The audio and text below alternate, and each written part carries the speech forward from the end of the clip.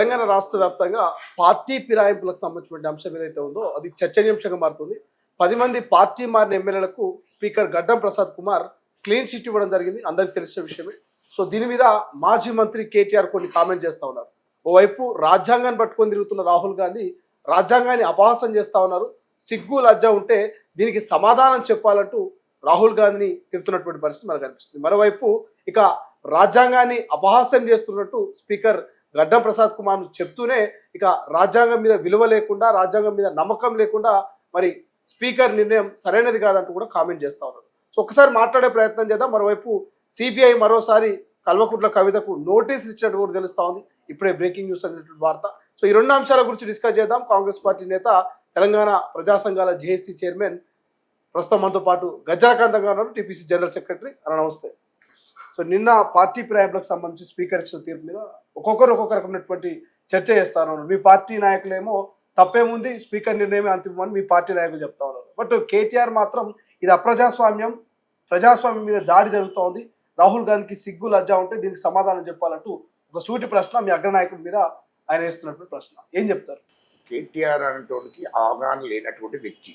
అసలు పశువులు కాసేటువంటి నా మిత్రుడి కన్నా కొంచెం అవగాహన ఉంటుంది.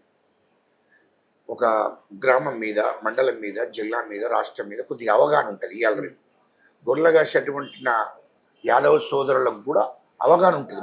ఏం మాట్లాడాలని అవగాహన ఉంటుంది. వాళ్ళ స్థాయికి కూడా పనికిరాడు ఈ కేటీఆర్ అంటూ. ఎందుకంటే అన్నీ మాట్లాడేటప్పుడు చదువుకున్నావు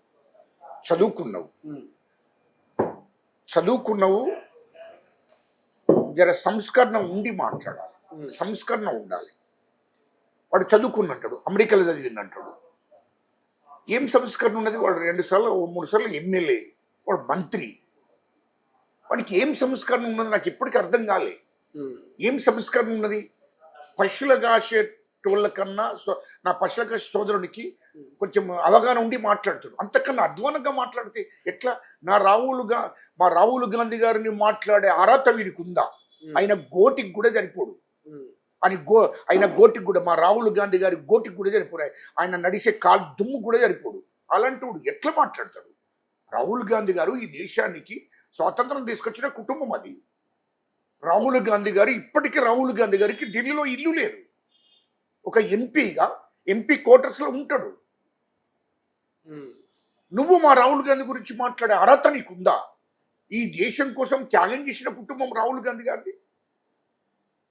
ఈ దేశానికి స్వతంత్రం తీసుకొచ్చిన కుటుంబం అది. ఈ దేశం కోసం ఇందిరమ్మ ఈ దేశం కోసం ప్రాణత్యాగం చేసింది. రాజీవ్ గాంధీ ఈ దేశం కోసం ప్రాణత్యాగం చేసింది. గాలంటి కుటుంబాన్ని పట్టుకొని నువ్వు రాహుల్ గాంధీ గారు అసలు ప్రజాస్వామ్యం ఉన్నదే కాంగ్రెస్ పార్టీ అంటేనే ప్రజాస్వామ్యం అంటేనే కాంగ్రెస్ పార్టీ. భారత రాజ్యాంగాన్ని నీతిగా నిజాయితీగా నడిపించేదే కాంగ్రెస్ పార్టీ. భారత రాజ్యాంగాన్ని అమలు చేసేదే మా రాహుల్ గాంధీ గారు, మా కాంగ్రెస్ పార్టీ. అది గుర్తు పెట్టుకుని మాట్లాడాలి వాడు మాట్లాడేటప్పుడు. దానం నాగేందర్ అనేటువంటి వ్యక్తి బీఆర్ఎస్ పార్టీ ఎమ్మెల్యేగా గెలిచి కాంగ్రెస్ పార్టీ బీఫామ్ మీద ఎంపీగా పోటీ చేశాడు. ఇది రాహుల్ గాంధీకి స్పీకర్ గడ్డం ప్రసాద్ కుమార్ కు కనిపించట్లేదా అని కేటీఆర్ మాట్లాడుతారు. కేటీఆర్ కుటుంబం గురించి కేటీఆర్ అని కేసీఆర్ గారిని చెప్తున్నా.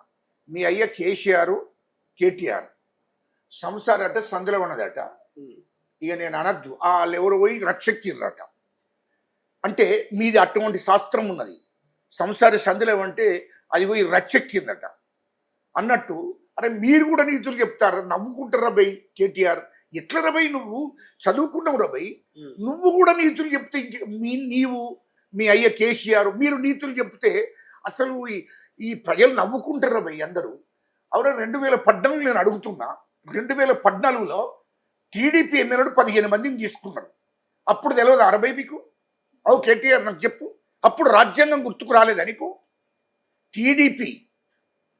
టీడీపీ ఎమ్మెల్యేలను మీరు అదిరించి, బెదిరించి, బ్లాక్మెయిల్ చేసి, డబ్బిచ్చి వాళ్ళని తీసుకున్నారు. అప్పుడు ఈ రాజ్యాంగం గురించి గుర్తుకు రాలేదా అంటున్న కేటీఆర్. అస్సలు మోసకులు మీరు. రెండవది, అప్పుడు మా కాంగ్రెస్ ఎమ్మెల్యేలను కూడా అదిరించి బెదిరించి తీసుకున్నది మర్చిపోయిందా? అప్పుడు ఈ రాజ్యాంగం ఎటుపోయింది? రాజ్యాంగం ఎట్టిపోయింది అని అడుగుతున్నా. ఉమ్, అప్పుడు ఏమైంది? రాజ్యాంగం గురించి అప్పుడు నీకు గుర్తుకు రాలేదా? ఈ నాగేందర్ అనే అన్న, నాగేందర్ అన్న అన్నట్టయినా కాంగ్రెస్ రక్తం, మొదటి నుండి కాంగ్రెస్ రక్తం, కాంగ్రెస్నే పుట్టి పెరిగిండు. అటువంటి అతను ఎమ్మెల్యే ఎప్పుడుగా మీరు తీసుకున్నది? మరి అప్పుడు గుర్తుకు రాలేదా? సబితా ఇందర్ రెడ్డి ఎవరు? ఉమ్, సబితా ఇందర్ రెడ్డి మా కాంగ్రెస్ ఎమ్మెల్యేనే కదా.